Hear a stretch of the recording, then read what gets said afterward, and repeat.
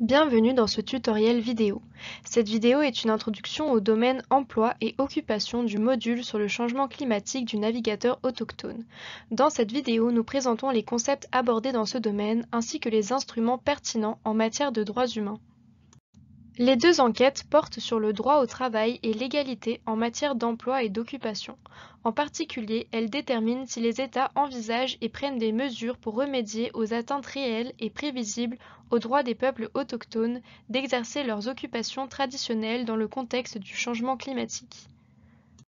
Les changements climatiques ou les mesures et activités relatives au changement climatique peuvent avoir une incidence sur la capacité des peuples autochtones à accéder à leur territoire traditionnel ou sur la façon dont ils peuvent pratiquer des activités traditionnelles sur le territoire.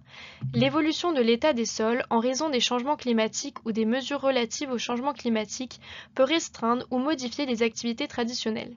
Par exemple, la sécheresse peut avoir une incidence sur les pratiques agricoles traditionnelles.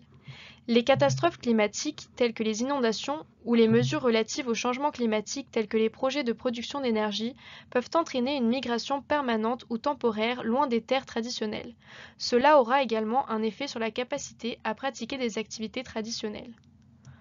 L'article 20 de la Déclaration des Nations Unies sur les droits des peuples autochtones stipule que l'autodétermination et l'autonomie des peuples autochtones dépendent du fait de disposer en toute sécurité de leurs propres moyens de subsistance et de la possibilité de se livrer librement à leurs activités traditionnelles.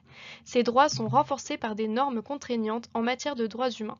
L'inclusion de la protection des droits culturels à l'article 27 du Pacte international relatif aux droits civils et politiques, l'observation générale numéro 23 du Comité des droits de l'homme qui reconnaît que les activités traditionnelles des peuples autochtones telles que la pêche et la chasse sont des manifestations culturelles qui nécessitent que l'État adopte des mesures légales pour leur protection, et le Pacte international relatif aux droits économiques, sociaux et culturels, article 6.1, qui garantit le droit de gagner sa vie par un travail que l'on choisit librement.